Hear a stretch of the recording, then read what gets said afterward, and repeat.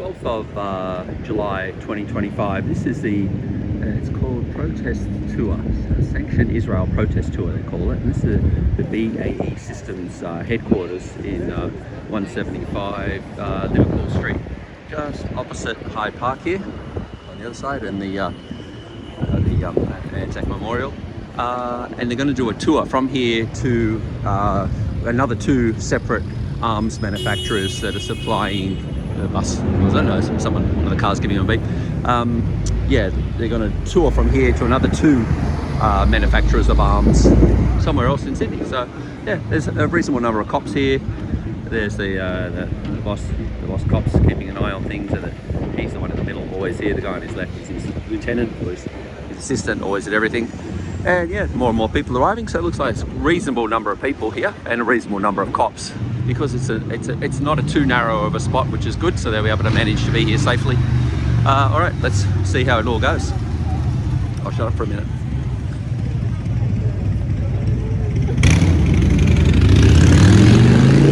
Yes, stop locking us up to shut us up. I'm not sure who that guy is.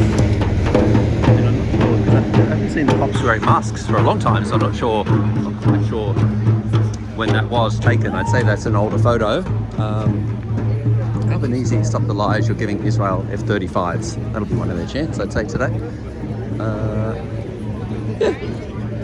There'll be lots of banners and placards as they walk around. A couple of the cops on bikes, no police horses. Haven't had the horses out for a while. But yeah, it just looks like this is probably going to be the crowd. It's due to start now. Not much media, certainly no mainstream media. Anyway, there's no, as far as I can see, there's no large cameras.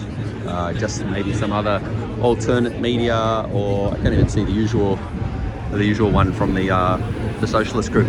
Anyway, let's see how it goes. Free, free Palestine! Free, free Palestine! Free, free Gaza! Free, free Gaza! Free, free Palestine! Free, free Palestine! Free, free Gaza! Free, free Gaza! Albanese, you can't hide! Albanese, you can't hide! You're supporting genocide! You're supporting genocide! Albanese, end the lies! Albanese, end the lies! You supply F-35s! You supply F-35s! Hi everyone, if you want to gather around a little bit more, shuffling, a fair bit of space. So welcome everyone, it's great to see you all here today for the Sanction Israel Sanctions Tour of the Sydney CBD. My name's Caitlin, I'm going to be chairing the rally today. I'm from the organising group Stop the War on Palestine. So before I continue, I'd like to acknowledge that we're rallying today on Aboriginal land, the land of the Gadigal people of the Eora Nation. Sovereignty was never ceded, and the struggle for land rights, self-determination and justice continues across the continent. And it seems an apt time to also, point the finger at and acknowledge the recent deaths that we've seen, just two more of many of Aboriginal people, men at the hands of the racist Northern Territory Police, who protect a racist system in Australia that continues to neglect and brutalise Aboriginal people across this continent. But their struggle and resistance continues to be an inspiration for the struggle for Palestine and for struggles against racism and oppression everywhere. So we're starting our tour today here. That's going to be a protest tour of the Sydney headquarters of companies that are collaborating in and supporting Israel's genocide in Gaza. So starting here, number one, we've got BAE Systems, one of the biggest weapons manufacturers in the world. They hold contracts for Australian-produced F-35 components. We'll also move on to Maersk, which is a shipping company that's a major shipper of arms to Israel, including from the US Department of Defense. And recently added stop, which will be our last stop on the tour, the Boston Consulting Group, which designed the plan for the horrific so-called Gaza Humanitarian Foundation that has recently been gunning down starving Palestinians as they seek aid. and we'll hear from speakers along the way in more detail about each of these. We'll also stop at the Federal Department of Defence, which works with each of these companies and maintains close ties to the genocidal Israeli Defence Forces. Shame! And I think along this tour, we must not forget that while these companies profit from war and genocide, it is Western governments, including our own under Anthony Albanese, that have backed the genocide and created the conditions for these companies to make their blood-soaked profits. Throw the white fucker in prison! Israel could not carry out its genocidal onslaught in Gaza or continue to use starvation as a weapon of war, and pursue its new plan, backed by Trump as well, to displace Gaza's population without the trade, the arms and intelligence provided by its allies, including the crucial intelligence that is provided from the Pine Gap spy base in the middle of Australia. It also couldn't do this without the West's political support, the constant lies and justification provided by our governments for Israel's actions in Palestine, and the ferociousness with which our governments have treated Palestine activists and slandered and repressed our movement is part and parcel of this. And I think there's few better examples of this than the way that that Hannah Thomas, an activist with the Greens and Palestine activist, was brutally assaulted and arrested by the New South Wales police just last week, and is still recovering and may lose sight in one eye as a result. That is the sort of thing that they will do to maintain maintain their lies. So we stand in solidarity with Hannah, and we send our solidarity to her today from Stop the War in Palestine, and I'm sure everyone here. And I think these slanderous claims of anti-Semitism and the weaponization of this claim is to be rejected utterly. And we stand in solidarity also with anti-Zionist Jews who say not in our name, with everything that Israel is doing apparently in their name. To be clear, Albanese and Trump do not support Israel because of Zionist lobby groups. Although they're clearly happy to act on their complaints against people like Antoinette Lattouf. They support Israel because of the key role that it plays in maintaining the dominance of Western powers and imperialism in the Middle East and across the world. I think German Chancellor Friedrich Merz captured it perfectly the other week when he said Israel's attacks on Iran could be defended as Israel doing the dirty work for all of us. I think that makes it very clear the reason for the existence for and backing of Israel. And I think the fact that the AUKUS agreement, the $360 billion nuclear submarine agreement that Australia has with the Trump administration, that is now actually under review after Albanese put the tiniest sanctions on Israel. The fact that that's now under review makes very clear why Australia continues to support Israel and the role that it plays in defending and forwarding the aims of Western imperialism, because it gives the Australian state access to those weapons, access to the kind of protection that can only be afforded by the US. And I think we need to make that very clear over and over again, the reasons why. And also I think we need to actually work harder to make Australia as unreliable an ally to the US as possible by continuing this fight. And I think, while every day we see more and more mind-blowingly horrific images coming out of Gaza, it is very important to remember the victories that we've had. Not just to pat ourselves on the back, but because every single connection that we break with an Israeli institution, with a weapons company that is backing the genocide, is a break in the link of the chains that holds together the racist apartheid regime that is Israel. Yes. Each and every one of those is important. And so on that note, I'm going to introduce our first speaker for today, Ali Alami, from the UCS, University of Technology, Sydney. He's a Palestine activist there with Students Against War. Thanks, Ali. Thank you guys for coming to this tour protest. It's great to see the resistance still going on, especially after the recent attacks on our Palestinian auntie in, I think it's Punch Bowl, where a 60-year-old lady got arrested and attacked by the ASIO, and also especially after attacks on the Green candidate Hannah Thomas, where she might lose her eye. Internationally, we've seen massive resistance against apartheid in Palestine. We've seen union workers in Europe refusing to load Israeli ships. We've seen the Greta Thunberg and her crew trying to physically break the siege on Gaza. We've seen tens of thousands of North Africans trying to join the Samud convoy to march with the global march in Cairo. The reality is, you don't really need to go to Palestine to fight for the injustice in Palestine. I'm from UTS, and the level of complicity, the way UTS management and universities have justified themselves to protect their own interests is horrible. Just recently, we discovered a student-run club getting sponsorship by the BCG, the Boston Consulting Company Group, authorized by UTS management. You have students, turning a blind eye on ethnic cleansing so that they can sustain their own society. This is the same system UTS management have turned also a blind eye in order to keep their own interests for their own businesses. The root problem is from the system itself, the system which influences itself on our education system. And then it passes to our students.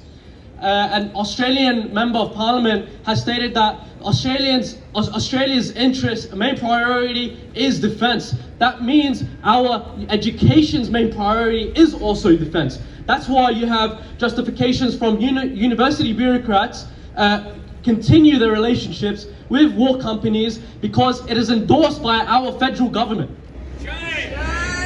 At UTS, we were able to have a huge campaign, and we were successfully able to cut a institution called the Israeli Institution of Technology, also known as Technion.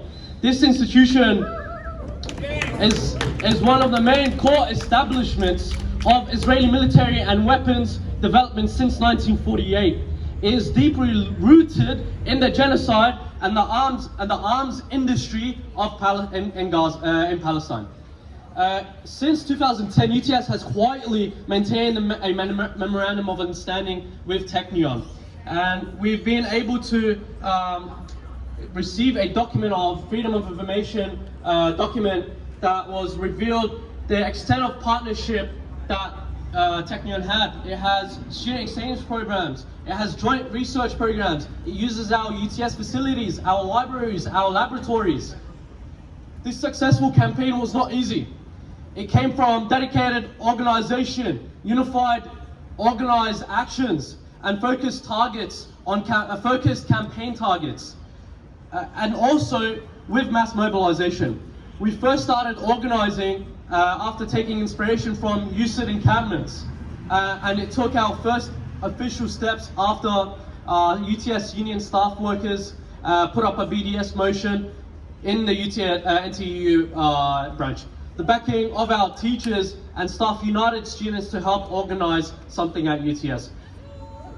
We were able to organize many successful campaigns. However, a very successful one was the occupation of the engineering building, which the Blumenstein, who is a deputy dean of the engineering faculty of engineering, and also the Australian board member of Technion, the Israeli Institute of Technology. Shame! Shame! In October 23rd, we organized a National Day of Action where we occupied this building. It first started with unifying all universities together nationally, and our main focus was to target the Technion Memorandum of Understanding. We were able to unite with the University of Sydney comrades with 100 students and 70 students from UTS.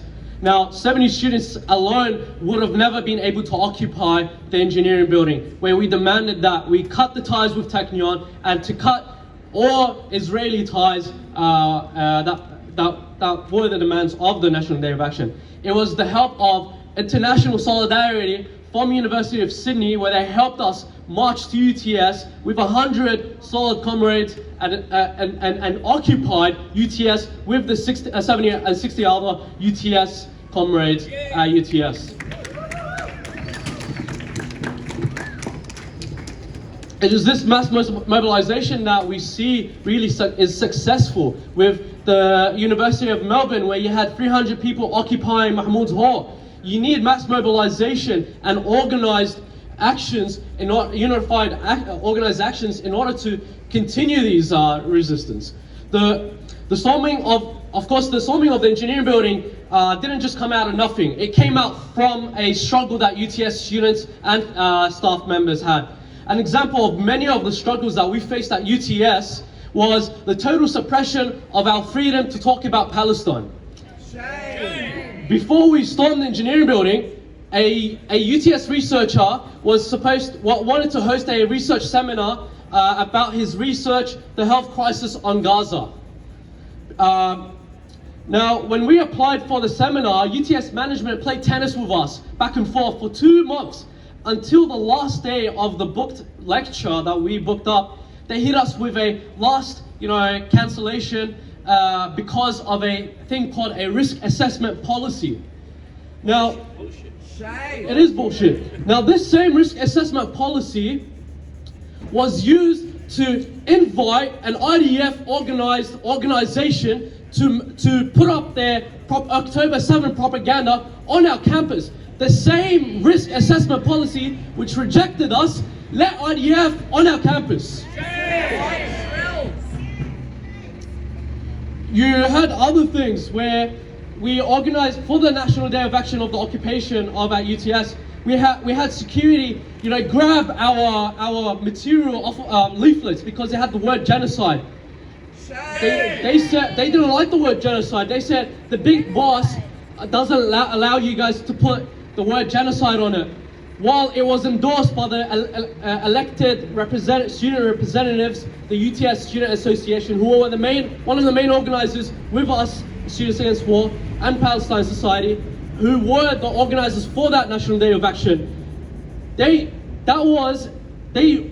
took the material off of one of my great mates who's from Gaza, who on that day received that his uncle's skull was found under his home. Shame. They tell him the word genocide might hurt other people, while the person who was handing out the leaflet is currently going through the genocide.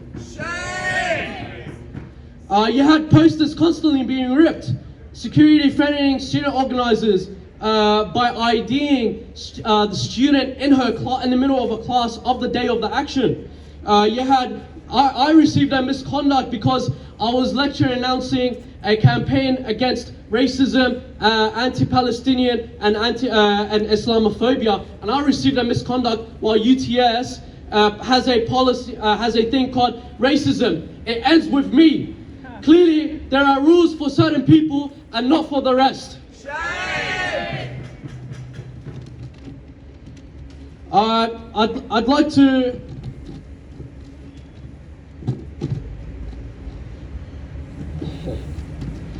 I'd like to end with, it was not the Israeli forces who stopped us at UTS. It was UTS management. It wasn't the Israeli forces who stopped the people marching in Gaza. It was the Egyptian authority. It wasn't the Israeli forces who might have removed the eye of the Greens candidate, Hannah Thomas. It was the New South Wales police, and it was Chris Minns' government. Choice. The enemy's at home. The enemy is supplying the Israeli forces with weapons in order to maintain its imperialist interests and projects. Our university is committing to establish ties with Israel and imperialist countries, sending students to do research and develop weapons for war companies. We will march to these companies that are complicit in genocide together, united, and we will show the government that we won't be silent. especially after the attacks on the Green candidate. It is important we focus our target with mass mobilization as a movement. We can only achieve this by organization and solidarity. Thank you very much. And I think the victory that Ali was talking about with breaking ties with Technion at UTS and the other victories we've seen, the power of those victories is exactly the reason why we've seen the passage of the anti-protest laws in New South Wales by the Labor government under Chris Minns. Those absolutely shameful draconian laws that have emboldened the police to behave in the way that they did towards Hannah Thomas. But Ali is absolutely right that the only way that we can confront those laws and begin to break the ties that we need and push through sanctions is to build, organise and grow our movement, and we need to start that work today. So Albanese and Wong keep, every other day they say they insist we are not sending weapons to Israel.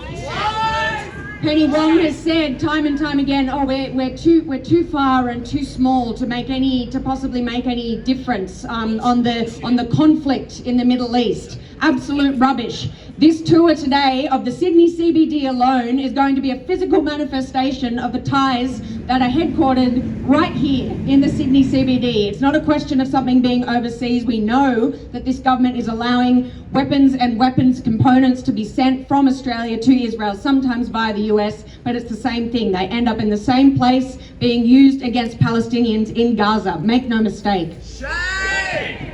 And so just to give a quick introduction to the building that we're standing in front of, or the offices we're standing in front of, it's BAE Systems, one of the world's largest arms manufacturers and a key supplier to the Israeli military. They create weapons and targeting systems, including the drones that are used against Palestinians on a daily basis. White phosphorus, dogs!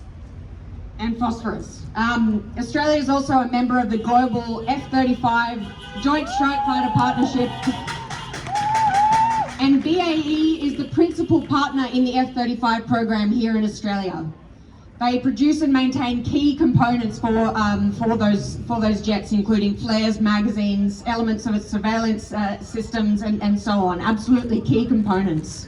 And BAE has even boasted on its website about the role that it plays. And every F-35 bomber used by Israel to drop bombs on Gaza, Lebanon or Iran includes components manufactured here in Australia. That includes, by the way, the F-35 that was used to bomb Zomi Frankham and her fellow AIDS workers, the very aid worker that Penny Wong and Albanese cried crocodile tears over. They were responsible for her death. So this is why today we're calling for sanctions on Israel to end the two-way weapons trade with Israel and to end the genocide, end Australian complicity in that genocide. And I will draw your attention to this neat sanctions tour guide that we have here that goes over some of the details of each of these criminal companies that we're about to visit. So the next stop on our tour is going to be the Australian Defence Department. So let's go there and give them hell and let them know that we're here to stay and we're going to keep coming back. Albanese, you can't hide. Albanese, stop the lies. You're committing genocide! Albanese, you can't hide. You're committing genocide! Albanese, stop the lies. You're committing genocide! Free, free Palestine. Free, free Palestine! Free, free Gaza. Free, free Gaza! Free, free Palestine. Free, free Palestine! Free, free Gaza. Free, free Gaza! Okay, so you can follow the banners that are heading over that way, and I'll hand over to the people on the loudspeakers now.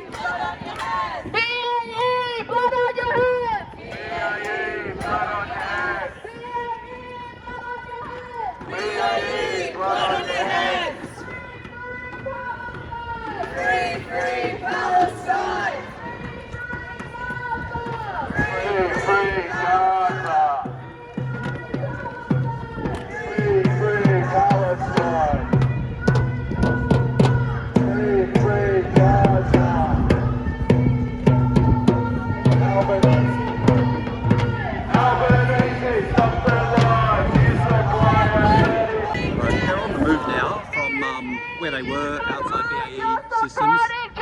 This is crossing Elizabeth Street and heading down Liverpool Street to the next spot, which I believe is the Department of Defence. And from memory, it's just down here and to the right, up Council Way. I could be wrong though. It looks like there's a crowd of about 100 maybe, and maybe 30 or plus 20, 30 cops, or maybe more, because there's a couple of police cars. Oh, there's more. Look at that. There's three of the black police cars in the background, which are the riot squad. We've got the vans to carry everyone, and heaps of cops just wandering at the back. Yeah. Anyway, so they're off to the Department of Defence next.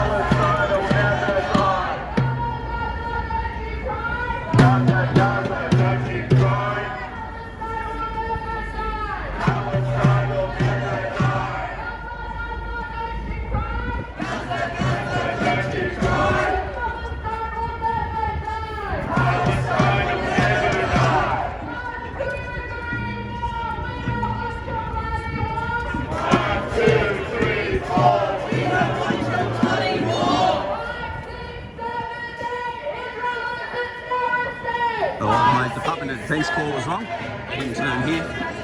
That's the next one. Sorry, Pitt Street. I do apologise. One more street. 1, 2, 3, 4. We don't want your bloody war. 5, 6, 7, 8. Israel is a terrorist state. 5, 6, 7, 8. Israel is a terrorist state. Maersk shipping, you can't hide. You supply F-35. Maersk shipping, you can't hide. You supply F-35. Maersk shipping, you can't hide. You supply F-35. Maersk shipping, you can't hide. You supply F-35.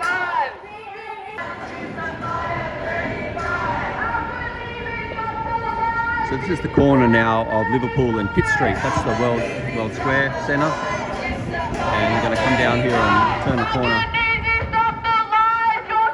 to the Department of Defence.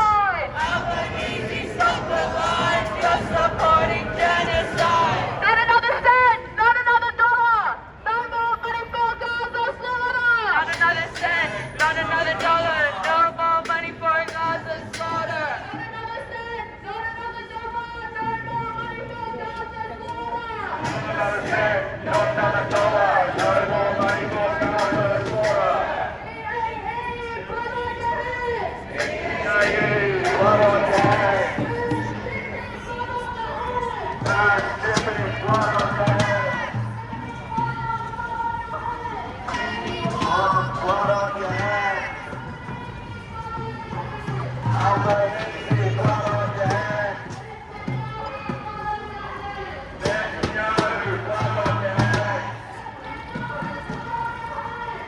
The door is open. Thought I'd have a little sticky peek.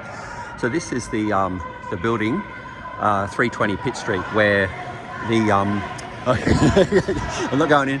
This is where the Department of Defence is. So the coppers are just pulling up now. They'll block the door.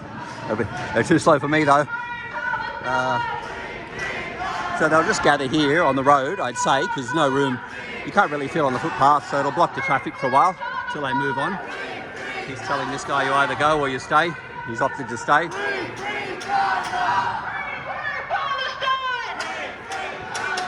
They don't seem to be stopping. I could be wrong. I could be wrong again. No, this is it. No, all right. I picked it wrong again. Oh, what the hell that?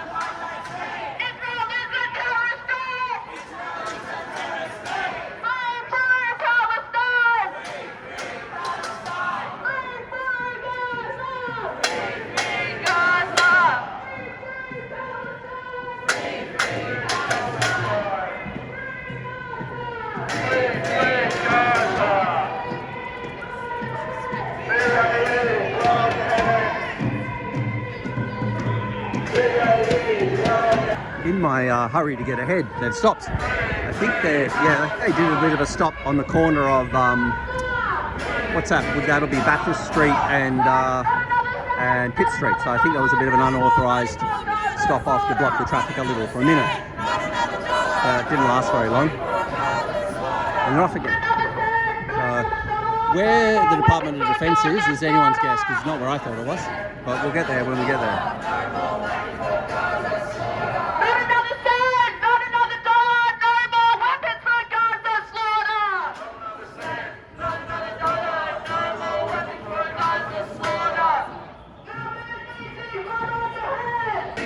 So they've stopped outside 321 Pitt Street, but I think it was supposed to be 320 Pitt Street. So,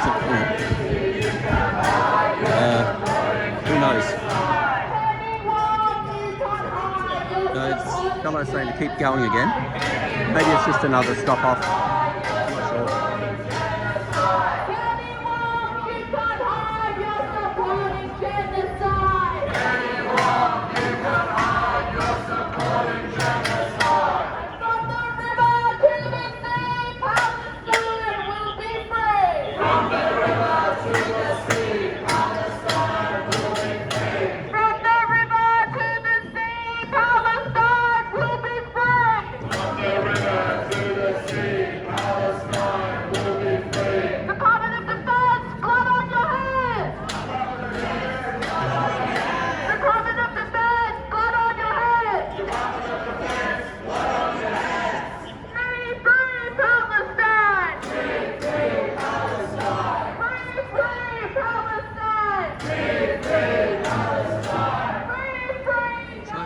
I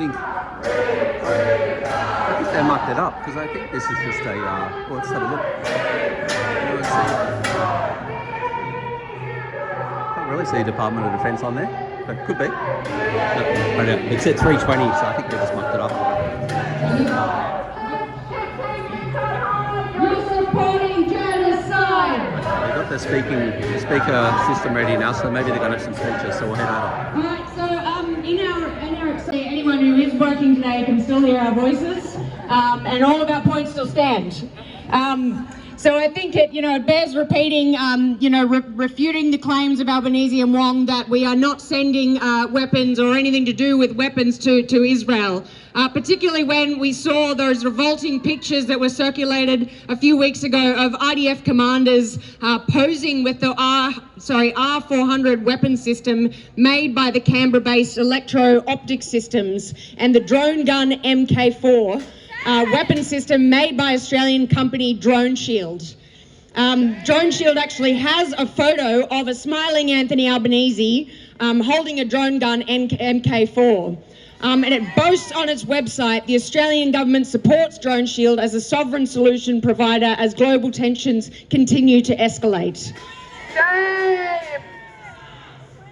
And so we have to remember that the Department of Defence has ties with each and every one of these filthy, murderous companies, and is at the centre of it all, actually. They continue to support the IDF, they continue to do joint exercise exercises with the IDF in Hawaii and beyond, and their complicity runs deep. They've also awarded major local contracts to Elbit Systems, which is Israel's largest weapons manufacturer, and it sells its so-called battle-tested weapons and technology around the world to some of the world's worst regimes, which brings us back to the dirty work that Israel does for the West. In February last year, the Department of Defence awarded a $917 million contract to Elbit to develop infantry fighting vehicles for the ADF.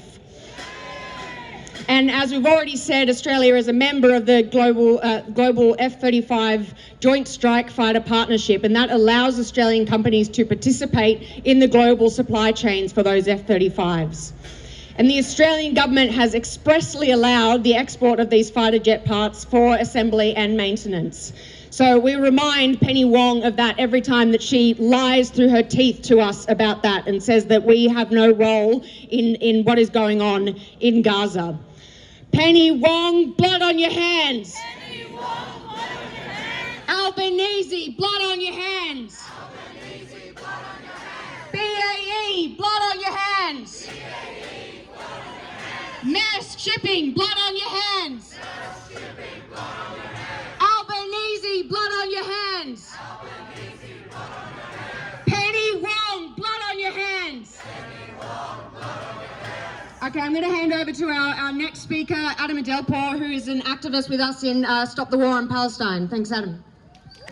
Hello, thank you everyone for coming. So the disgraceful Defence Department that we just marched past is 100% a crime scene where this government's complicity with Israel is laid bare.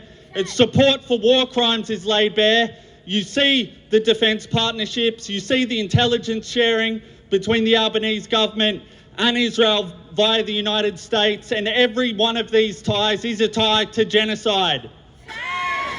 We stand here to point the finger at those ties, demand they be cut, and stand in solidarity with the struggle for freedom of the Palestinian people.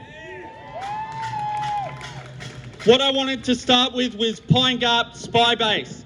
So this spy base in the middle of the Northern Territory on Indigenous land is one of the most insidious, vicious offerings that the Australian government provides to Israel's genocide. This is a government that has signed a genocide convention that says it has to prevent genocide. Yet the same genocidal ministers that they put limited sanctions on, Smotrich and Ben-Gvir, our government is providing critical intelligence to the government they are part of. And this intelligence is a unique contribution. Because of the physical position of the base, it provides intelligence Israel cannot get elsewhere. That is what they are providing to these murderers, occupiers, war criminals, and genocide perpetrators. And that isn't just us saying that, it is the international courts, it is their own IDF soldiers who admitted they were told to shoot the Palestinians seeking aid. So every time someone brings up Pine Gap, Albanese evades, he denies. He said on the bombing of Iran, oh, we don't discuss intelligence matters. Well, his lying mouth doesn't need to say anything because the facts speak for themselves. You have employees who worked at Pine Gap, who worked for the NSA for 23 years, saying 100% Pine Gap is providing intelligence to Israel. The guy's name is David Rosenberg. He worked there. He sat at the computer. He knows the intelligence they provided to Israel then and that they're providing now. This isn't a hypothetical. They've literally been documented doing this before. All the way back in the 1973 Yom Kippur War, Australia was supposed to be neutral. Through Pine Gap, the US gave intelligence to Israel to encircle Egyptian troops in the Sinai. In that process, securing the same domination, the same border, the same control that we're seeing inflicted on Rafah today. The Israeli government themselves have celebrated the intelligence sharing between the US and Israel. Daniel Hagari last year, the IDF spokesperson, said it's never been closer. The intelligence sharing relationship, in sharing intelligence from the middle of Australia. There were even specific attacks where almost certainly the intelligence came from Pine Gap and the US celebrated its role providing that intelligence. The attack on the Nuseirat refugee camp that killed 274 Palestinians. The US celebrated the intelligence they provided for that attack. That's one attack. Imagine how many since then that this government has actively participated in by providing that intelligence. We've seen BAE, Lockheed Martin, they make the weapons, they make the fighter jets. We'll talk about Maersk, they ship them. This spy base points the finger, puts the laser sight on where they want to unleash those payloads of death in Palestine, in Gaza, in Iran, in Syria, in Lebanon. That's what this base does. We're here to say, shut Pine Gap now. Shut Pine Gap now. Pine Gap, shut it down. Pine Gap, shut it down. Pine Gap, shut it down. Pine Gap, shut it down. I just want to touch on Albanese's disgusting support for the US use of this base. One of his heroes, someone he says is a legend, someone he celebrates, is Gough Whitlam. In 1975, the treaty that covered the spy base was supposed to expire. What did Whitlam say on that? The Australian government takes the attitude that there should be no foreign military bases, stations, installations in Australia. He was voicing an intent to close that spy base, but what is Albanese doing today? He's defending it, he's giving it to Israel, he's giving it to Trump. His role model isn't Whitlam, it's Tony Blair, the war criminal who took the UK and the Labor Party into Iraq, that he is emulating today. I also want to touch on the two-way arms trade, like Caitlin mentioned, the 917 BAE Systems contract. That was the company whose drone killed aid worker from Australia, Zomi Frankham. 400 other aid workers have been killed in Gaza, 1,400 medical staff. And Penny Wong had the audacity to cry crocodile tears for that targeted assassination of an Australian aid worker while providing them intelligence from the base in Pine Gap, while signing an almost $1 billion contract with one of the prime arms manufacturers in Israel. Every dollar of that contract is a bullet for the Israeli military.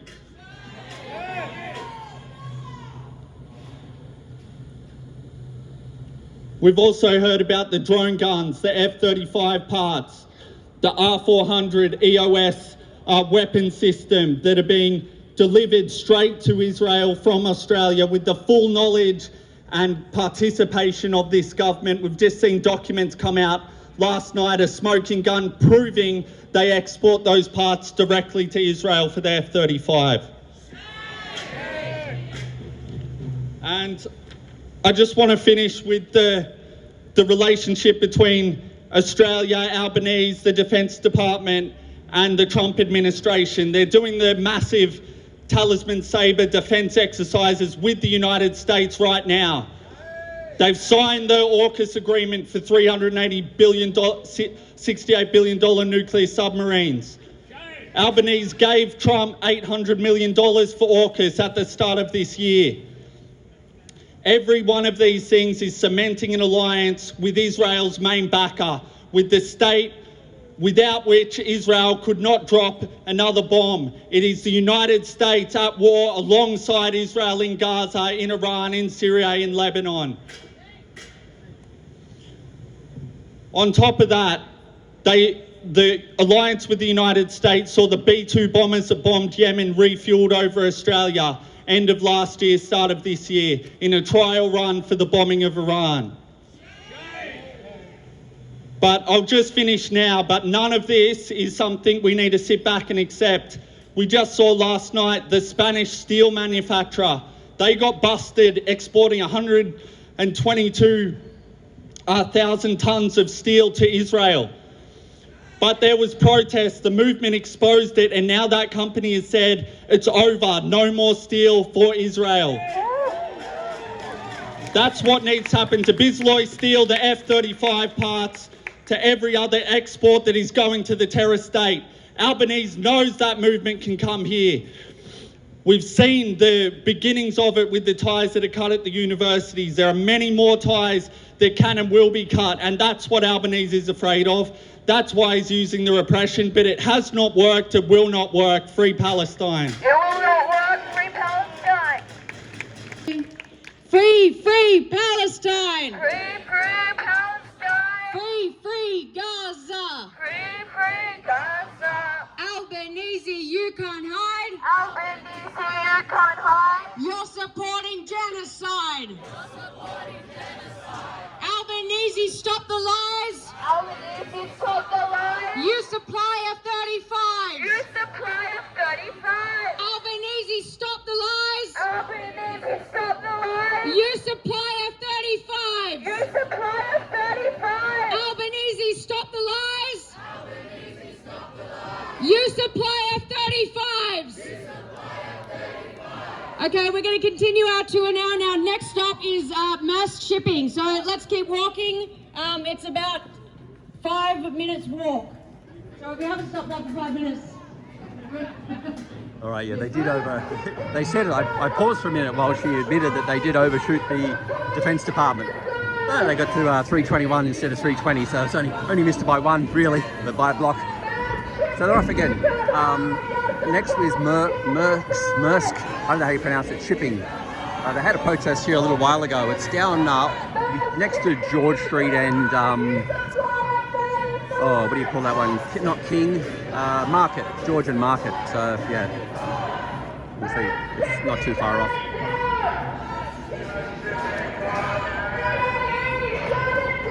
BAE, shut it down! It's a sweet camper.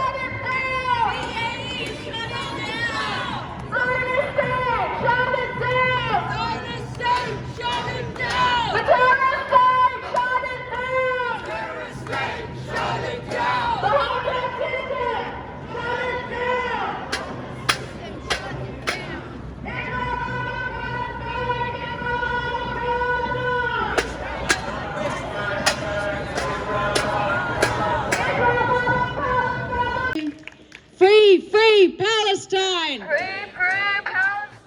Free Gaza! Free Gaza! Albanese, you can't hide! Albanese, you can't hide! You're supporting genocide! Albanese, stop the lies! Albanese, stop the lies! You supply F-35s! You supply F-35s! Albanese, stop the lies! Albanese, stop the lies! You supply F-35s! You supply F-35s! Albanese, stop the lies! You supply F-35s! Okay, we're going to continue our tour now. And our next stop is Maersk shipping. So let's keep walking. It's about 5 minutes walk. So we haven't stopped that for 5 minutes. All right, yeah, they did they said, I paused for a minute while she admitted that they did overshoot the Defence Department. They got to 321 instead of 320, so it's only missed it by one, really, but by a block. So they're off again. Next is Maersk, I don't know how you pronounce it, shipping. They had a protest here a little while ago. It's down next to George Street and,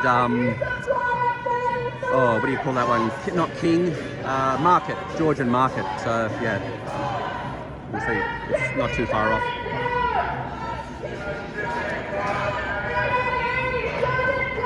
BAE, shut it down! It's a sweet camper.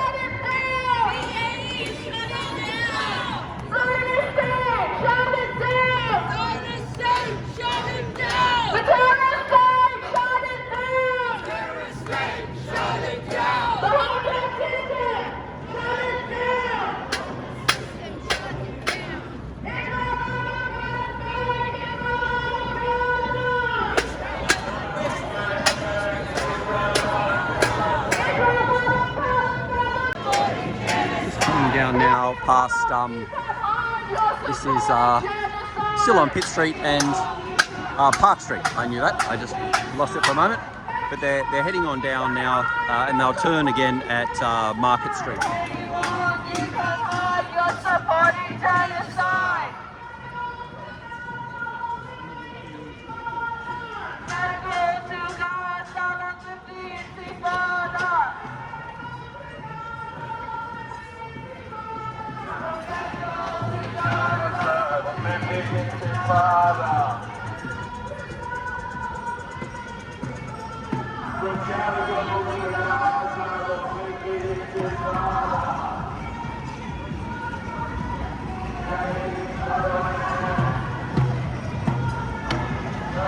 And life returns to normal.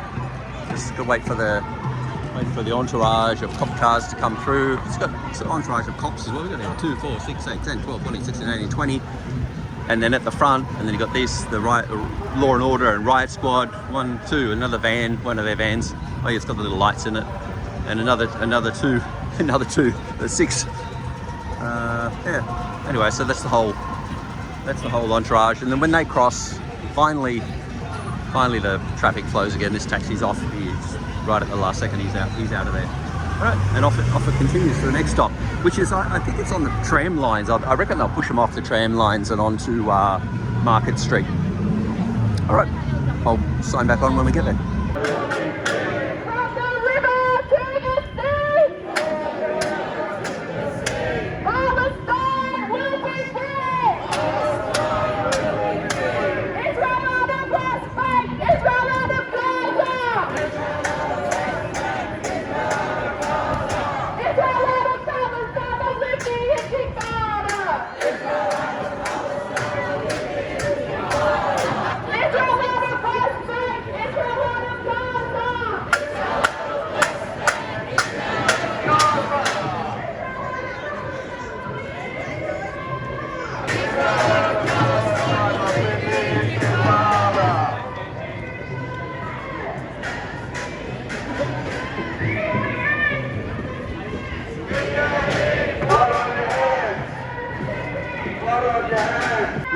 When they go through the city, it does result in a lot of people filming it and then sending it on. So you can see all the way along that they've had people filming it, and so that gets them some coverage in that sense during these marches.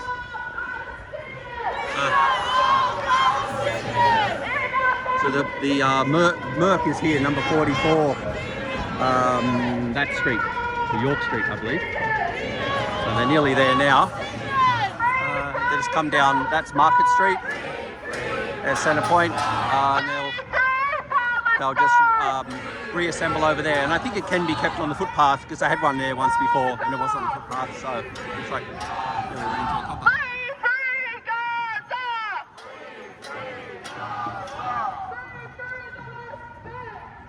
Free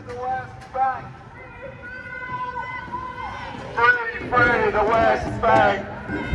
Yeah, the cops are herding them onto the footpath here, which I did assume. Oops, he was getting them to go one way, but they're going both ways now.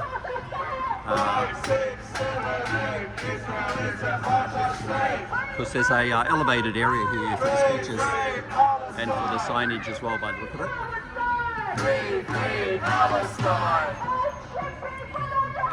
Mass shipping, blood on your hands. Mass shipping, blood on your hands. Mass shipping, All the cop cars will just double park over there for a while. So obviously that's the next part of the journey's down the street here. I can work out from where the cops are.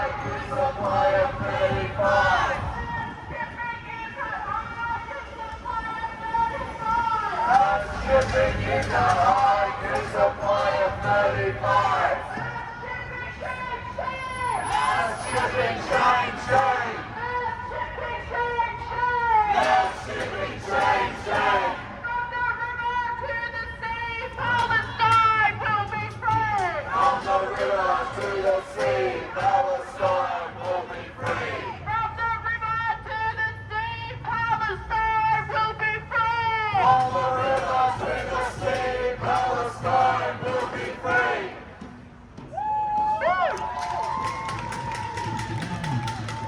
Sanctions Tour. So before I hand over to our next speaker, welcome to everyone who's joined us along the way. This is a Sanctions Tour of the Sydney CBD, visiting the headquarters of weapons companies and companies complicit in the genocide in Gaza. We're here to draw attention to them, to draw attention to the complicity of our government with the onslaught that is going on in Gaza that shows new horrors each and every day. And I think Adam mentioned before the fact that unions in Basque Country in Spain have fought against Maersk shipping, have fought against weapons company there and have managed to sever ties with it. And I think it's important to remember that the Albanese government and successive governments before his including in New South Wales as well, have passed as many laws as they can to try to keep us from organising effectively. You know, they've passed the New South Wales anti-protest laws that other state governments are trying to copy as well. We've got some of the most draconian anti-union, anti-strike laws in the developed world, and yet they insist that we comply with their laws, that we not fight back with everything that we have against the genocide that is going on in Gaza, while Israel flouts every single international law that exists, day in, day out. They commit abuses, crimes against humanity every day that are a shame on all of us, are a shame on humanity. And we have to remind Albanese and everyone around us of the hypocrisy of that demand that we comply with their laws to keep our resistance small and humble. Well, we will continue to organise, and we'll continue to organise against those laws and for a free Palestine. So I'm going to hand over to our next speaker. We've got one speaker here, and then we'll keep going to our final trip on the tour. I'd like to invite Erin Madal, who's a member of the Maritime Union of Australia, who has been a very good support to the Palestine movement in Australia, particularly here in Sydney. So I'll hand over to Erin. Thanks a lot.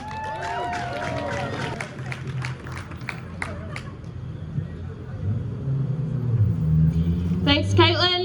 We're here today outside the office of Maersk, and as Caitlin mentioned, I'm a member of the Maritime Union of Australia. I'm a delegate at Hutchison Ports, where probably many of you actually remember sitting on the road outside that port to be part of the Block the Boat campaign against Zim Shipping, you know, the Israeli national shipping line that transports weapons, that actually transported the earliest settlers to the historic land of Palestine, and that openly states that all of its vessels are readily available for the Israeli military to use at any moment, that they're at their service, and that shipping line still operates in our port.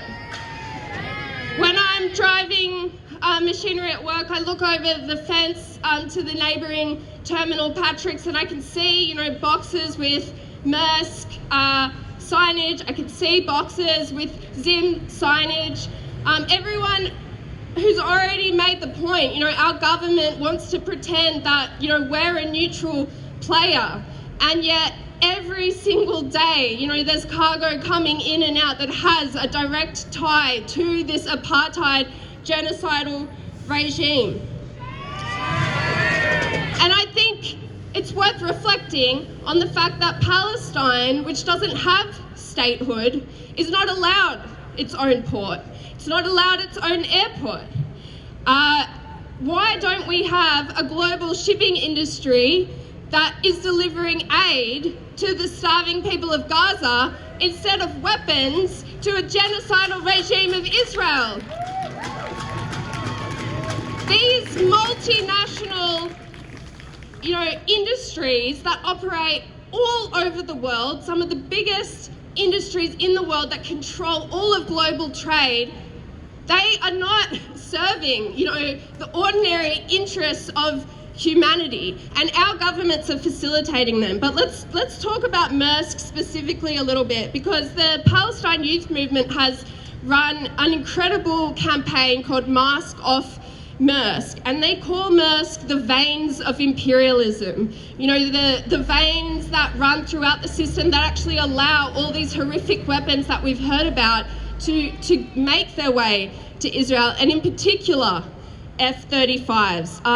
Maersk has actually shipped the wings for every single F-35 to Israel since 2022. And since 2019, they've made over 1,000 shipments of F-35 equipment from 2 US manufacturing sites, one by Lockheed Martin and one by Northrop Grumman. And so when we hear those and see those horrific stories about parents carrying their children's body parts in plastic bags, of, supposed safe areas being, hit with strikes. When we hear about record numbers of child amputees, that is the work of these F-35s, which Maersk directly facilitates transporting to Israel. They're also,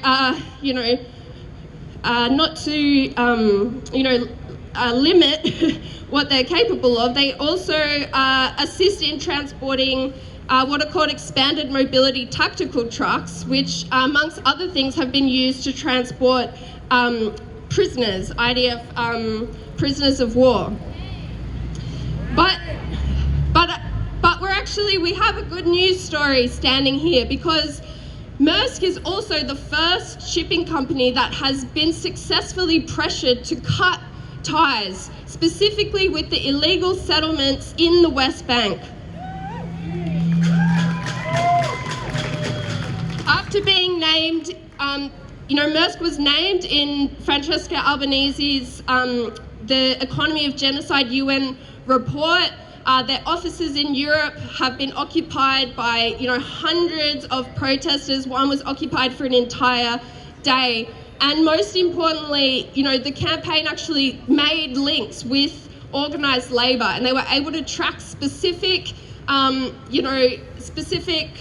cargo, sometimes over months, and then alert, the dock workers in France, dock workers in Morocco, both of which refused earlier this year in April to, unload Maersk ships, to the point that Maersk actually had to reroute their shipping line in the Mediterranean and no longer go to those ports.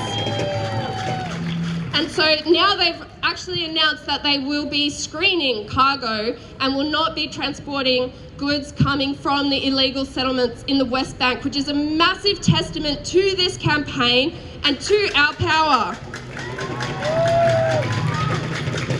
And we've been part of this movement as well. There have been, activists in Australia that have rallied and, tried to occupy Maersk headquarters. The entire national executive of the Maritime Union actually stood right here where we're standing and had a protest earlier in the year. And it's not only Maersk. Last month, French dock workers in Marseille refused to load 14 tons of weapons and forced a Zim ship to depart without its cargo. We've already heard about the Greek dock workers today that have, refused to unload steel. Italian dock workers, actually inspired by what the French did, chased the same Zim ship, wouldn't let them dock in Italy. And then this actually led to a general strike in Italy, where across all cities, workers rallied under the slogan, "Lower the weapons, raise the wages."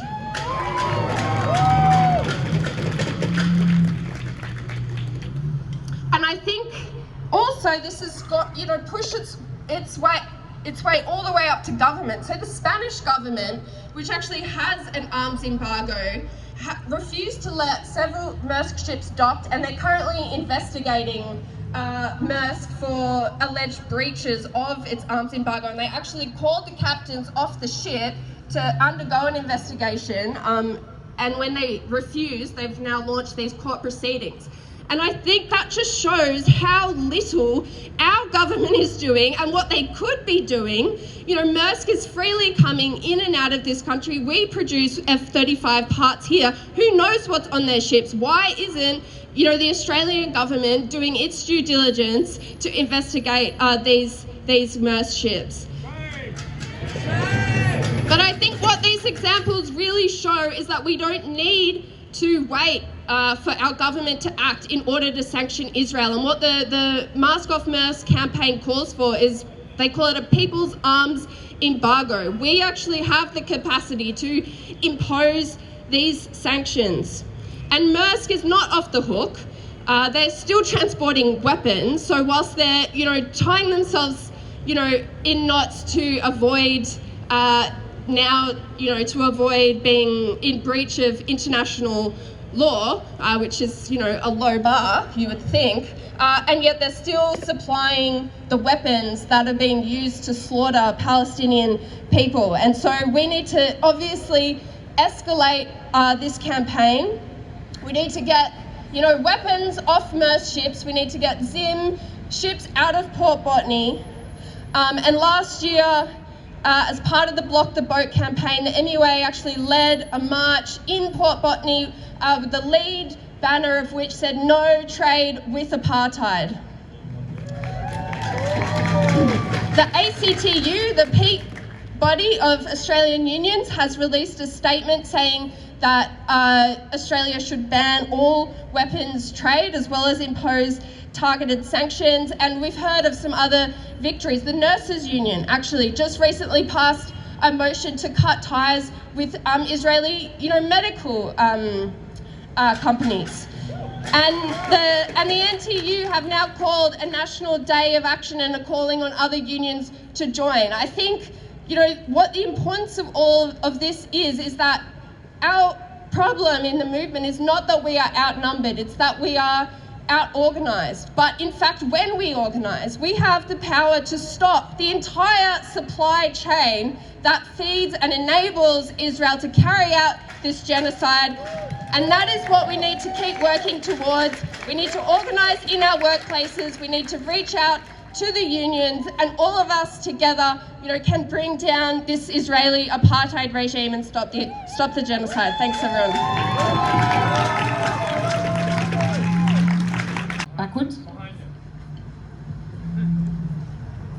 All right, thanks, Erima, and solidarity with the MUA and with the unions and workers organising in Italy, France, Belgium, and elsewhere against the genocide in Gaza. And I think that, you know, a lot of those workers, as well as being, you know, driven by the sense of horror that they're seeing, I think there is also an instinctive response that a lot of ordinary people feel around the world in terms of the standard of cruelty and depravity being set by Israel, and the standard that allows other governments around the world to attempt to replicate. You know, we see something of that in the horrific spectacle of Trump's ICE agents hunting down migrants in the US and deporting them. That is the kind of, you know, thing that you know, a lot of world leaders would be rubbing their hands to be able to, you know, treat people that way. And so I think that kind of organisation that we're seeing in Italy on the docks, in France, in Basque Country, in Spain, is exactly the kind of organisation that we need here. Okay, so we've got one last stop on our tour. We're going to be heading to Martin Place via the street behind us. And I will just say, you know, before we start walking, if you have been utterly horrified by the images that you've seen of people being mown down, you know, starving people in Gaza being mown down as they attempt to get aid for their starving families, this is the place to go to. We're going to Boston Consulting Group, who actually designed the model of aid distribution, so-called, that the Gaza Humanitarian Foundation is overseeing, and which has seen around 800 Palestinians killed on their site. So that's where we're going next. We're going to let them know what we think of their plans. Shipping you got high, you supply of 35. Shipping you got high, you supply of 35. Maersk shipping you got high, you support a genocide. Maersk shipping you got high, you support a genocide. Maersk shipping you got high, you support a genocide. Maersk shipping you got high, you support a genocide. Shipping blood on your hands! Maersk shipping blood on your hands! Maersk shipping blood on your hands! Maersk shipping blood on your hands! Maersk shipping shame! All right, they're off on the next leg now, which is to the group called Boston Consulting, who apparently set up. The cops are just getting ready to go, but they've got to go at the end. But it's a group called Boston Consulting that set up the aid distribution stations in in Gaza, and they say 600 or 800 people have been killed there going to those stations. So, yeah.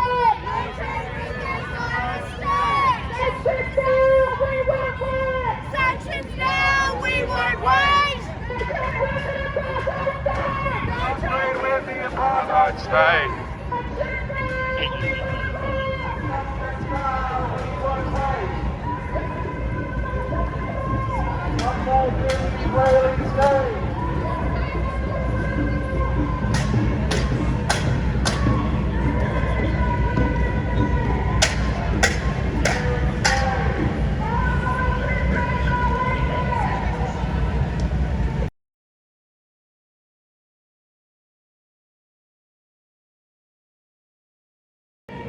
So we've just rounded the corner of Kent and King Street, and now they're coming down King. The next stop apparently is Martin Place, so I'm assuming they're going to next turn will be down at Pitt Street again. I'm not sure. Anyway,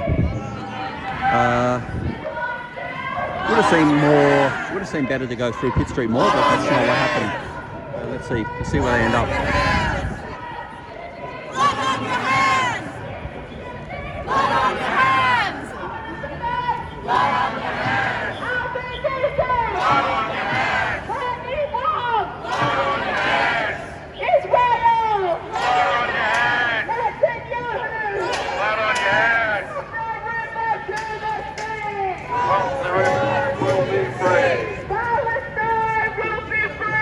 Palestine will be free. Yeah, there's no media here at all, except there's this guy from the green left, just in the middle of the screen there, who's just not really. He's filming. He just takes a photo every now and again and a bit of filming. And then there's me, and then there's no one.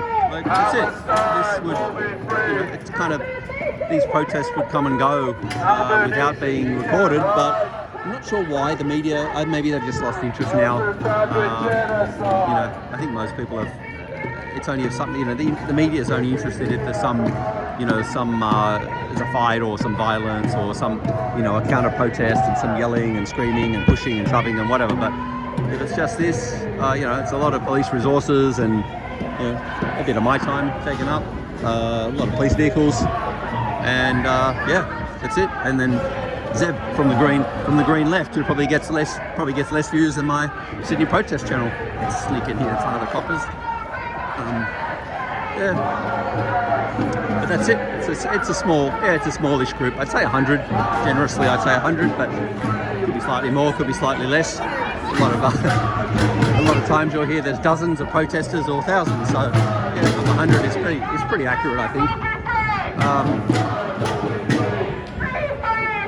The policeman says hello to me, one of the cops, just a friendly bloke, but then they all look at me, it's like, I don't mind saying hello to him, but it just causes a problem for me sometimes. Anyway, so they're heading down to Martin Place. I'm sure they're going to have to turn left at, it's a damn long march, man. I thought they would have turned left here, but no, they've got to go further. So Martin Place is just through the back, that's the MLC building. So Martin Place is behind that. So I guess they go up the next street, which is, I think, Castlereagh. When you go past here, you get, there's not so much filming this time, but at least they're seeing people are looking and listening and wondering, and not filming as much like they were at the last ones. But they're all they're a captive audience for a minute while the group goes past. But often they go through here, Pitt Street Mall, much more people, there's heaps of people in there. But today they didn't, and there's the Harbour Bridge down the very end, you can see it.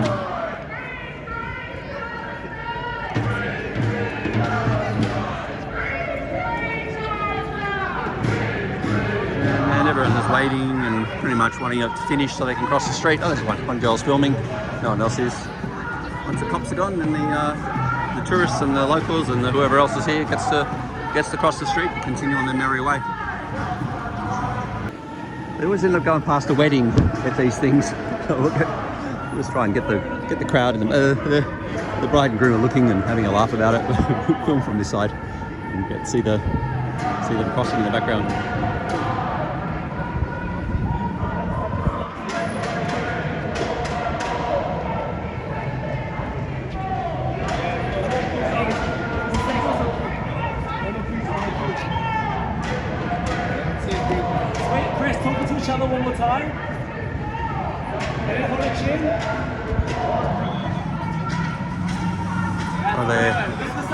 they brought a flag over for these guys. One of the ladies brought a flag over wanting them to take a photo with it. So I don't know if they're going to take the bait or not. Looks, maybe they will, maybe they won't. He's giving it to he's giving it to the best man. He's getting into it. Being an ex-photographer, who knows?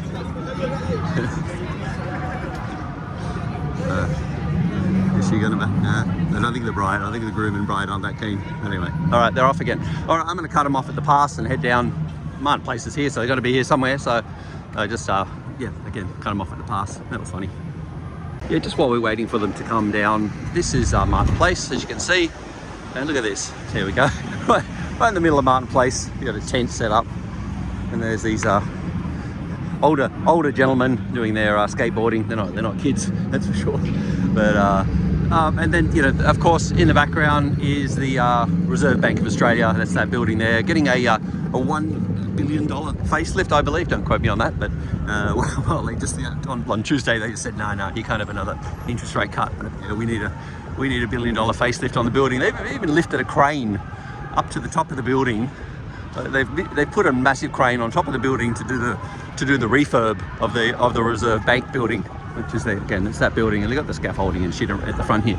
But they're coming down here in a minute. They just should be coming along this street. Here's the cops, perfectly timed, cutting off at the pass there. We used to come here in the good old days, just down the road a little to or just here actually to about 7 News, which used to be there. So there was some big freedom protests here in the day, which are all finished now. But we have these. We have the Palestinian protests. It's a couple of seagulls looking on, wondering what the hell's going on.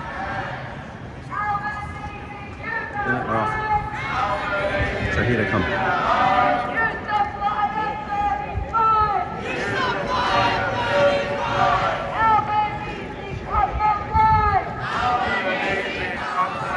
So here they come, straight past the Reserve Bank of Australia, which I'm sure they're reasonably unaware of, or maybe they're going to go outside the Reserve Bank, but it's not. It was that other company that I said earlier, whose name I've forgotten now. But the lady that, a couple of ladies clapping, didn't turn up, but they're going to clap. And a couple of other young boys walking along. But the lady that's running it is setting up. So maybe it's over here. Yeah, the cops have pulled their bikes up. They usually come and they usually put their bikes in front of the whatever the establishment is. They've also got one of these barriers there today.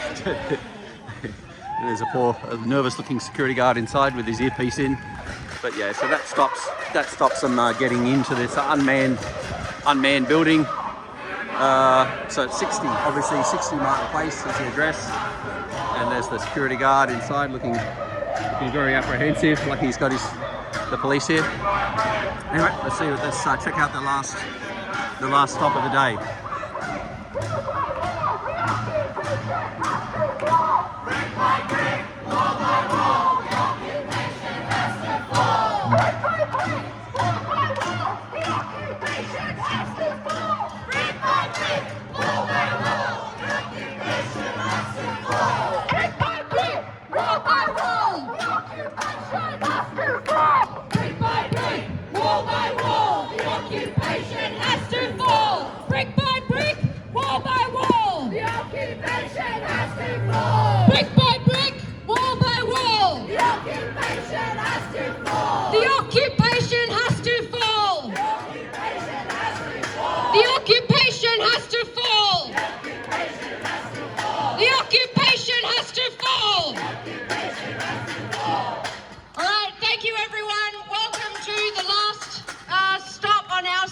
Tour of the Sydney CBD.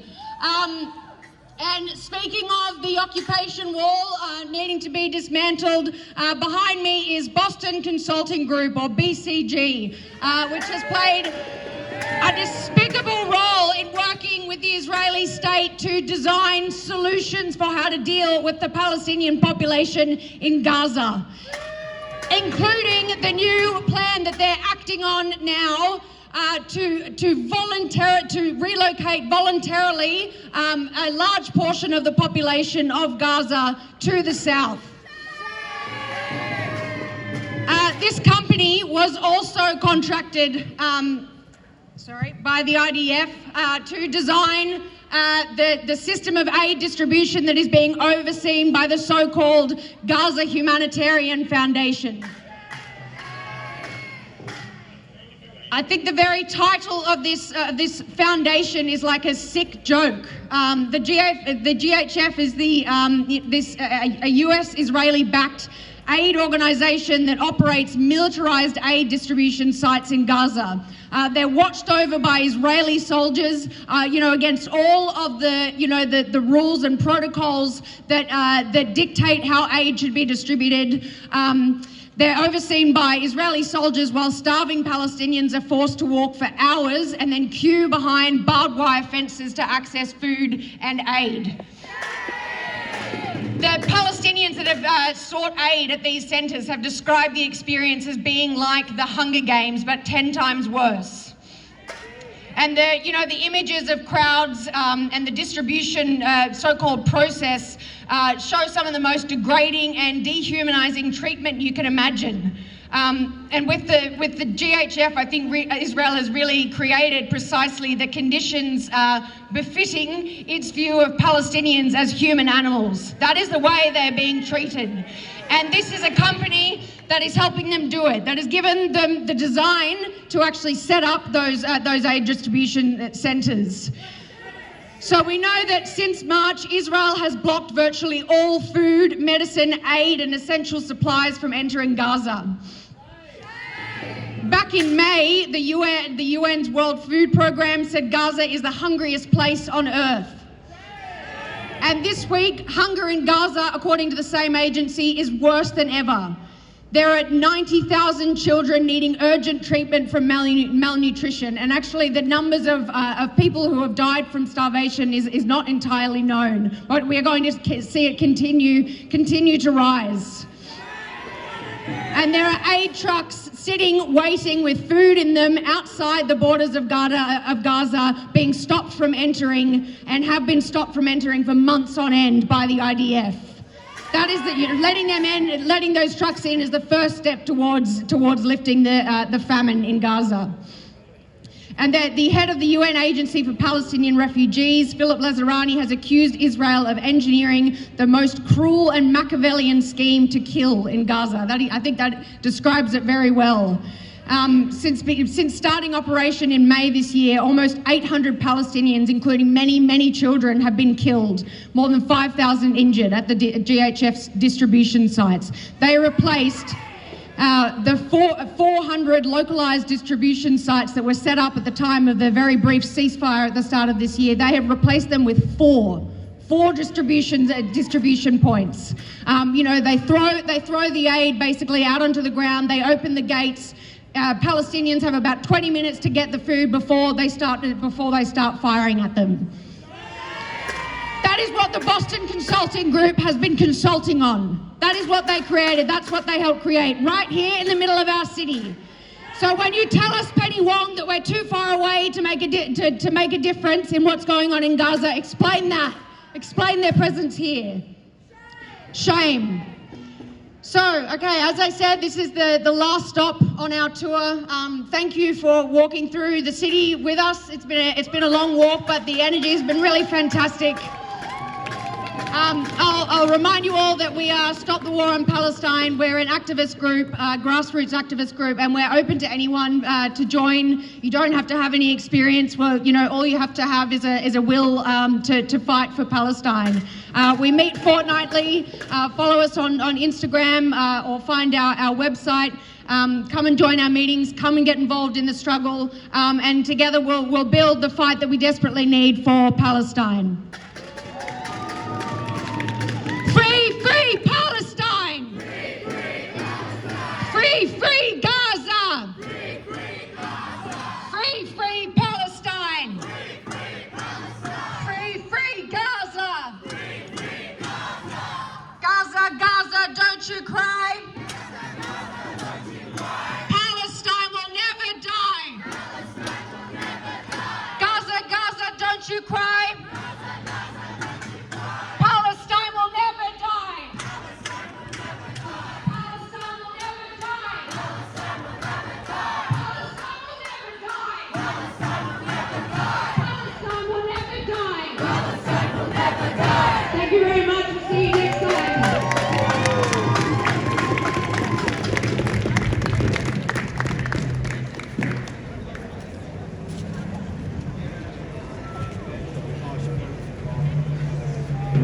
But this is their third rally for the day on the 12th of July 2025.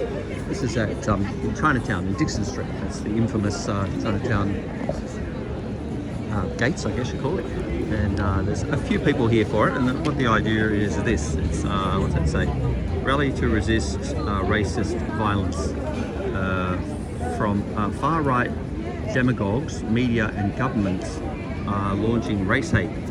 Demand that they stop using migrants and international students as scapegoats for high rents and the lack of affordable housing. So it's kind of the opposite of this morning's rally. There was 5 people at that one, and there seems to be maybe 20, 30 here. And I've just come from the Palestinian one where there was probably 100 to start with, and it fell off as the walk progressed. Anyway, so that's what it's going to be. I pretty much have to go. These guys, diversity is our strength, not our threat. Oh, there's more. So there's more coming. They are going to have a march over to the ABC headquarters, but I think I got to go. I think I got something else happening. And I don't know. I'll wait. The speeches are supposed to start now, and then they march at 4:30 an hour from now. Yeah. And kind of interestingly, or not interestingly, there's been all these people all day long wearing these peculiar outfits, which I'm assuming is some anime type thing. And and I don't know. I think they're 2 dudes. I'm not sure, but mostly it's girls wearing them. But there's a few, occasionally men as well, or males. Oh, here's more. And so on this side, you got more walking down with these tiny little kind of outfits that they wear, which I don't know what they're doing, where they're going, what it's all about. But there must be some anime thing on somewhere, because they're everywhere. There's a lot of them about anyway compared to normal. But otherwise, the rest of the these ladies are off again. Oh, they're going to hold their flag over there. And the anime girls that got blocked off at the pass there, they couldn't go. There they go. They couldn't go, but now they're going to go. So I don't know what it is. It's a young person's thing. But yeah, there they go, off to the anime conference. And the protesters are an hour ahead of themselves, ready to march. And the march doesn't kick off for an hour, so it's all happening. It's all happening here. And yeah, that's it. I think I'm going to go. Maybe they're just setting up for the photo op, I think, before they march. It's directing them all. Get over this way. Move there. Move this to there. Australia, multiculturalism, something or other. Stop the hate. Embrace diversity. Protect dignity. Defend justice. Australian multinational unity, or multinational unity. Yeah. And then these guys. And it's a selection of people here. And then a few of the Palestinian, that tall bloke, he's come down for the Palestinian thing. They got the Aboriginal shirt, and he's from the socialist groups, I think. A few others have turned up. Of course, it is kind of covering all aspects. I thought it was just a Chinese thing, but I think a lot of it is about China and resist the racist violence that is incited by far-right groups, the media and governments, which is pretty much... She's yelling at someone or other. I don't know. Get out of the way, we're getting a photo. She's yelling at the guy with the pram. That was helpful. Maybe bloke with his wife and a pram. There's more people coming past. She's got a mouth on her. Alright, yeah, she's getting away now. She's pretty happy. Anyway. Yeah. I don't know what the story is with the bulk of it, but we shall see. We shall see in time. I keep saying I'm going to leave, and then you got all these dudes with these wigs and these funny odd outfits and makeup and masks. A lot of them wear masks. The anime types, they're everywhere. Here we go. Here's the boss. Get your hand up. What's going on? All right, get on the microphone, brother, if you're going to speak.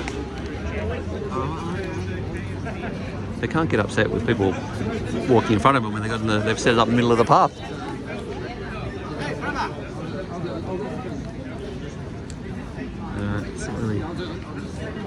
It's not really kicking off. Oh, here we go. Need the technical assistance. Get the mic. It's not plugged in. There's the plug on the side there.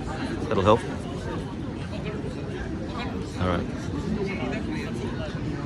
Okay. Oh, here we go. We're off.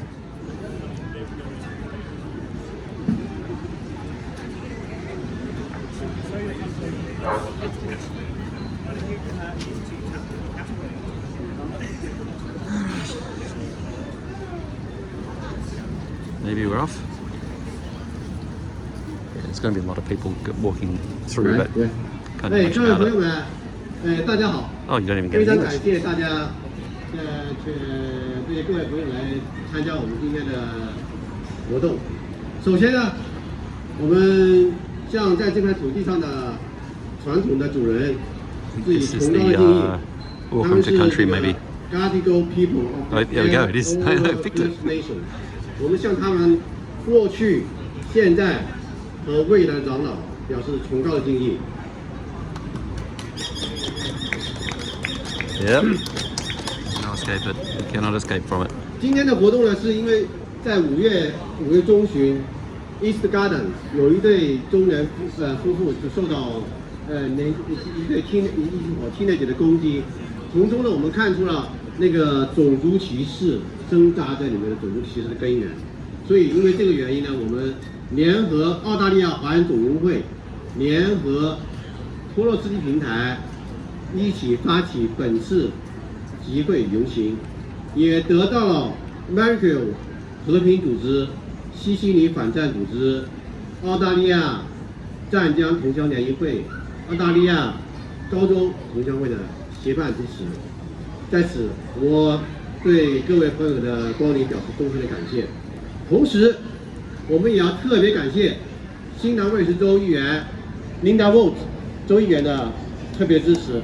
他今天在百忙之中亲临现场，给我们支持，对我们华人社区以及对澳大利亚多元文化以及澳大利亚全体社会的支持。同时，我们还有一位特别的嘉宾，Mark Bonanno， 他是那个澳大利亚废捐社的全国主席，他也亲临现场来给我们表达支持。谢谢 ，Thank you so much。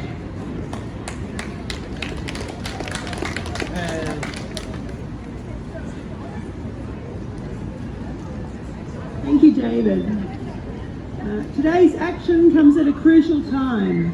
Chinese migrants and international students are disgustingly becoming the targets of more frequent racist attacks. And these violent racist attacks upon non-white people in general are also increasing. Aboriginal people are being targeted, as are people of East Asian, Muslim, Arab, African and South Asian backgrounds. We must urgently build a resistance to this disgusting white supremacist violence. And so I thank you all for being here today to help build this important resistance against racist violence. As a white woman, I am lucky that I do not face racist attacks. But as someone who stands for the interests of working class people, I have a duty to actively participate in resisting white supremacy and its revolting racist violence. Not only are these racist attacks abhorrent, but they also divide the working class. Racism is a tool that the capitalists have always used to try and divide us. Black worker from white worker from Chinese worker. As we the masses face unaffordable rents, increasing power prices and a massive shortage of secure jobs, working class people of all ethnic backgrounds must unite for the rights of all workers and of all the poor. Today we gather on the stolen lands of the Gadigal people of the Eora First Nations people. Whenever we speak of racist attacks, we must make note that Australia's current political order was formed through the horrific genocidal violence against this country's First Peoples. And this genocidal violence against the Aboriginal and Torres Strait Islander peoples disgustingly continues today. 2 weeks ago, the murderers of a 15-year-old Aboriginal teenager, Cassius Turvey, were sentenced. Screaming racist epithets against black people, the white racists heinously beat Cassius Turvey to death. Aboriginal people also suffer incessant racist state violence. 1 month ago, Northern Territory police killed 24-year-old Aboriginal man Kumanjai White after they brutalised and bashed him to death in a supermarket. If you look through this country's history since 1788, next to Aboriginal people, Chinese people have suffered the worst racist violence here. The latest surge in anti-Asian violence comes directly from and is driven by the Australian ruling class's Cold War drive against socialistic China. This agenda is being justified by the vilification of Chinese community organisations and anything associated with China as a supposed national security threat. Meanwhile, our capitalist rulers are also inciting hatred against Muslims and Arab peoples through their support for Israel's continuing genocidal onslaught on Gaza.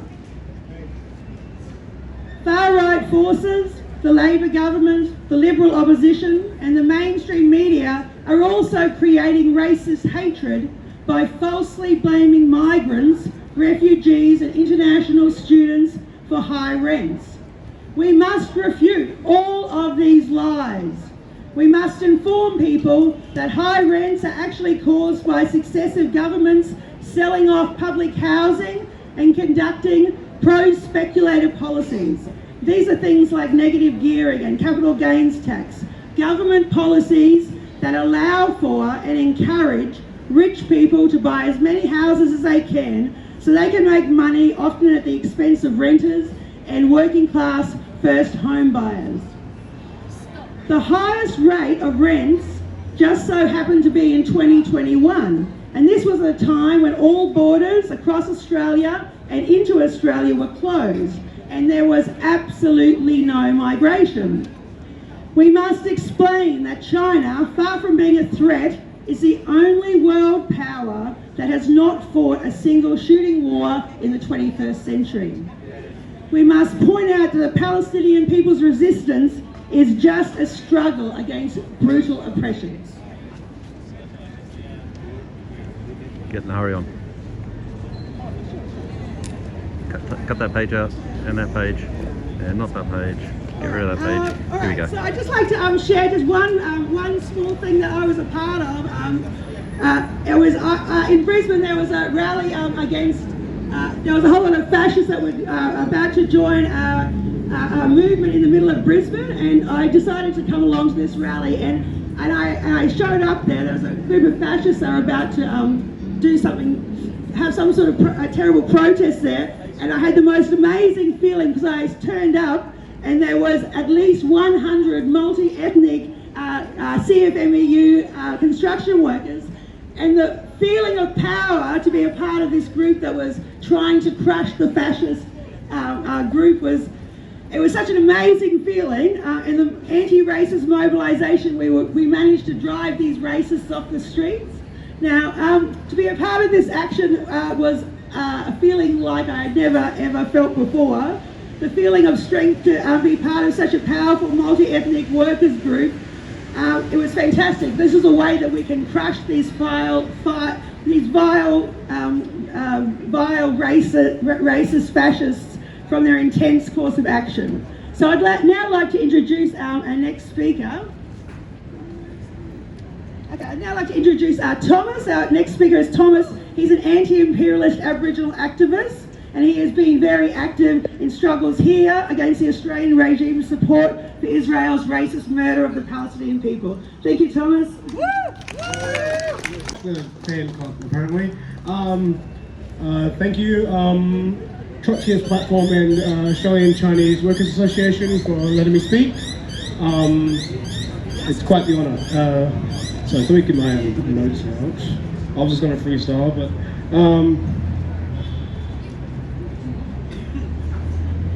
yeah, I'm Thomas. I'm a First Nations anti-racist, anti-imperialist activist. I've been quite heavy in the Palestine movement. That's when I started truly doing actions and actually mobilising with fellow comrades. I would call myself, a socialist or whatever before it, but never doing material action. So to hit the streets, all you people every week is quite the honour. Thank you very much. But first I'd like to obviously acknowledge the Gadigal people of the Eora Nation. They are the true custodians of this land that we meet today.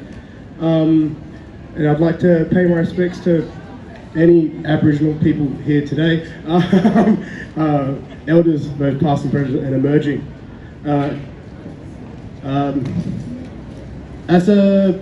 This is like an anti-racist rally, so I'd like to give my perspective. As a First Nations person, I experience racism in multiple different ways. It could be, like what is racism? It could be a subtle microaggression from from anyone that might say something, or it might be like straight up slurs and abuse, or it could be,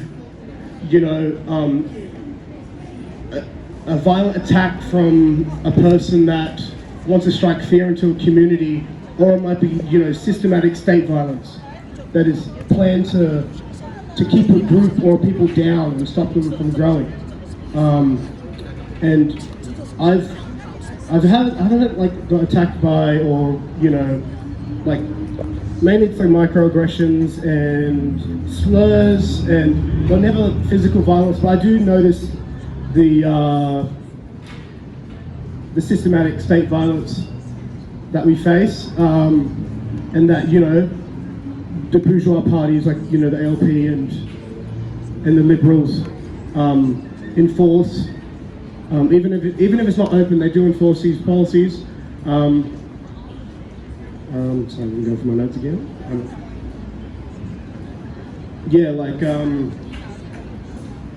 It could be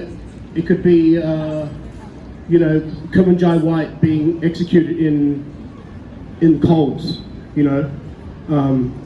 and Coles not wanting to release the footage of the killing, even though Coles has surveillance tech from Israel. Boycott Coles, stop giving money to Coles, by the way. Or it could be, mines, coal mines, iron ore mines in rural Australia, where they extract billions and billions of dollars of wealth from my people. Then, they got a shanty town next to it full of drugs and stuff, and they don't want to help us at all, or because they don't profit off it, which is a shame. And I honestly feel with any minority here that faces racism, it's very daunting. Even like when someone's not racist to me, but they are generally racist, it's quite scary, and you face a lot of anxiety. Face to face with Zionists, mainly like Israeli Zionists, who say the most subtle, most really subtle racist stuff, and I'm quite scared. Like someone's out there, someone hates a person because of the color of their skin, and just because they exist. Shame on them.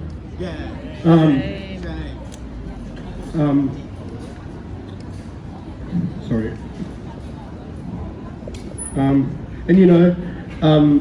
And systematically, it's we face with the majority white ruling class, who